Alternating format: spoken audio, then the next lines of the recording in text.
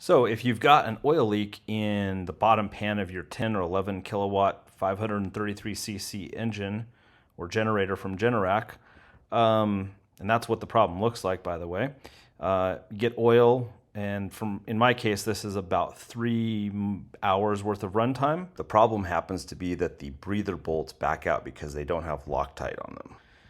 So here's what you're going to need, and hopefully this fix works for you.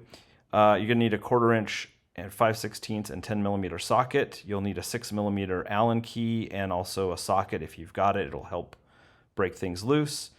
Some side cutters for the zip tie, a razor blade or putty knife to get rid of old gaskets, and the same thing with the brass wire brush and the brake cleaner or carb cleaner to kind of clean those surfaces up when you put on new gaskets, and some rags and a new zip tie. As for parts, you're going to need 1 new breather gasket, 2 breather bolts with thread lock, and then 2 intake manifold gaskets. And you can see they're really reasonably priced. And I'll put links to the products themselves and where I bought them online, which is Shop Gentech. Okay, so first things first, we're going to go ahead and turn our generator off, and then let's go ahead and remove the fuse and turn off our circuit breaker.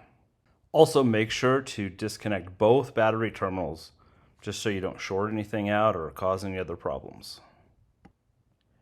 Go ahead and cut that zip tie off of the air intake hose and then remove the clamps. I think these are 5/16. There's a couple of them front and back. And we'll just go ahead and get that guy right on out of there.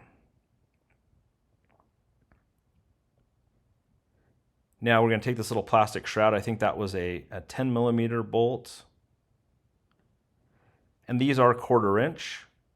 There's 2 of them. And that little shroud comes off.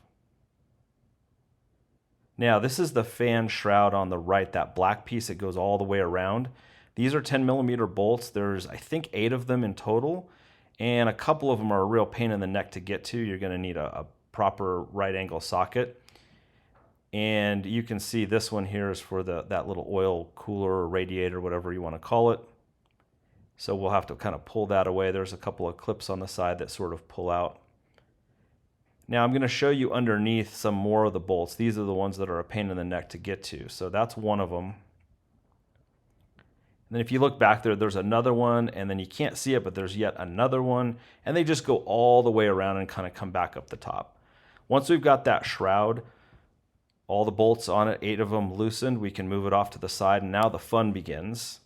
Okay, so here I'm using my 6 millimeter Allen key or hex key, and I'm loosening the intake manifolds. There's 2 of them, so there's a total of 4 of these bolts. 2 in the front, 2 bolts in the front, 2 bolts in the back. Once I've got those loosened up, you can see things start to loosen.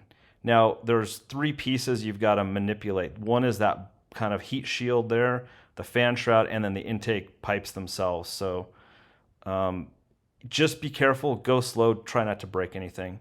This is probably the worst part, and yeah, it was not fun, but I figured it out. Okay, we've got things now more apart. That little heat shield, we have to kind of move that off of the breather tube. And once you get it off of the breather tube, you can set that aside. I forgot to mention that there are 2 10 millimeter bolts I had to remove on the right side. Now, the breather tube, also take that out.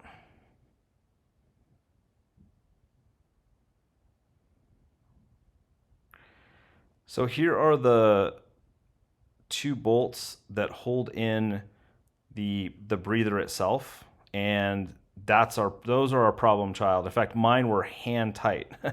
So anyway, I loosen those up, and that thing just kind of slides out.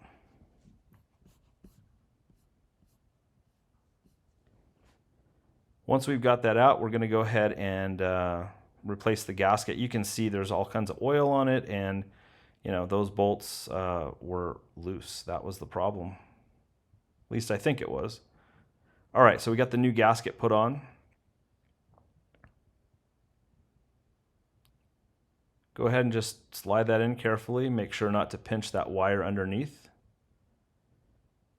And we'll get our new bolts in. Now, the new bolts, they come with thread locker already attached. I guess in theory you could use the old bolts and add your own thread locker, but I just bought new ones because why not? It was cheap and I know that the job's going to get done right. Be very careful not to over torque these. I did, and I heard a little bit of a crack. I'm hoping I don't have to get back in there and replace that breather. But just go gentle, snug them up, don't overdo it. Remember, you're sandwiching plastic between a metal bolt and a metal housing, so be careful. All right, now comes the fun part. You're just gonna need to get all the old gasket off of the intake manifold areas on, on both the face as well as the pipes. I used a razor blade, and if any gunk gets in that intake, just always put your finger in there and pull any gunk out. You just don't want to leave any residue or any debris inside there. And you can see I've cleaned up both surfaces really well with carb cleaner and a brass brush and my razor blade.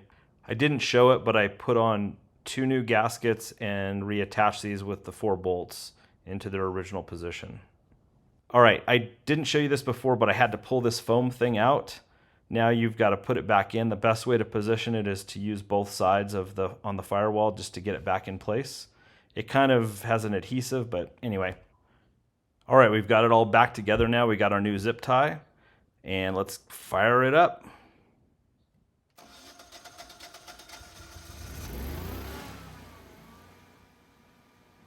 All right, she's running good. And if you see oil in the bottom of your pan at first, don't panic. I would recommend running several manual cycles of 30 minutes on, 30 minutes off. Check if there's any oil, wipe it away at the end of each cycle. Mine took 4 of these cycles before the old trapped oil stopped appearing. And then I continued to run it for another 2 cycles, so a total runtime of 3 hours. And this is now what my pan looks like after approximately 6 cycles or 3 hours of runtime. Dry as a bone.